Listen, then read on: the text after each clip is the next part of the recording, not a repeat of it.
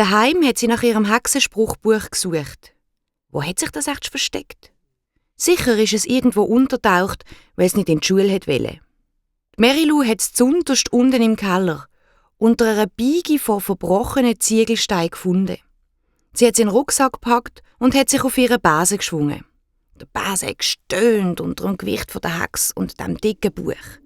Aber die Mary-Lou hat sich auf die Schule gefreut. Das wird sicher lustig. In der Schule machen wir ja gerne einen Haufen Blödsinn. Erst kurz bevor sie angekommen ist, hat sie angefangen zu überlegen. Wie sind echt die anderen Hexen in der Schule? Hat es schon ein liebes Gespendli für mich? Oh, jetzt muss ich aber pressieren.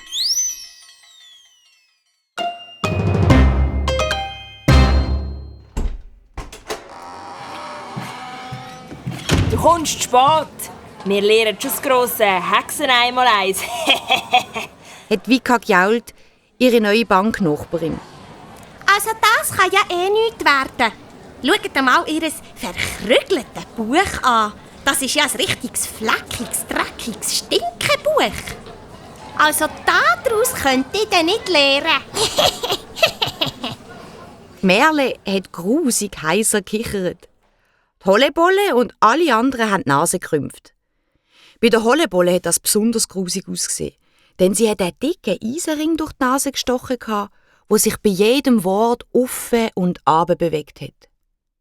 Die Merle hatte dafür mindestens 5 solche Ringe durchs eine Ohr und hat Fingernägel so schwarz und lang wie bei einem Raubvogel.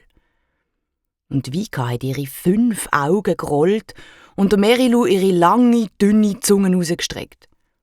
Alle haben durcheinander gekreischt und gequietscht, bis die Lehrerin Siebentricks schrill und durchdringend brüllt hat: Ruhe!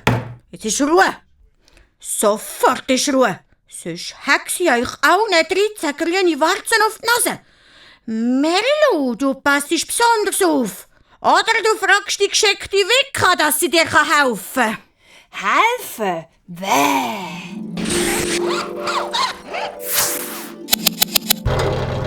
Im gleichen Moment sind 5 grüne Warzen auf ihrer Nase gewachsen. Die Vika hat ihre 5 Augen verdreht. Die Lehrerin Siebentricks hat sich nicht darum gekümmert, sondern hat gerade mit der Stunde angefangen. Sie hat sich noch länger gemacht, hat in ihre Hand gespuckt und ist dann mit beiden Händen ihrem Kopf entlang aufgefahren und hat sich so die Haare noch steiler in die Luft gezogen. Mit dieser Aufwärtsfrisur hat das Gesicht noch länger und dünner ausgesehen. Ihre Nase war so lang und bogen, dass sie fast mit dem genauso langen und spitzigen Kinn zusammengewachsen wäre.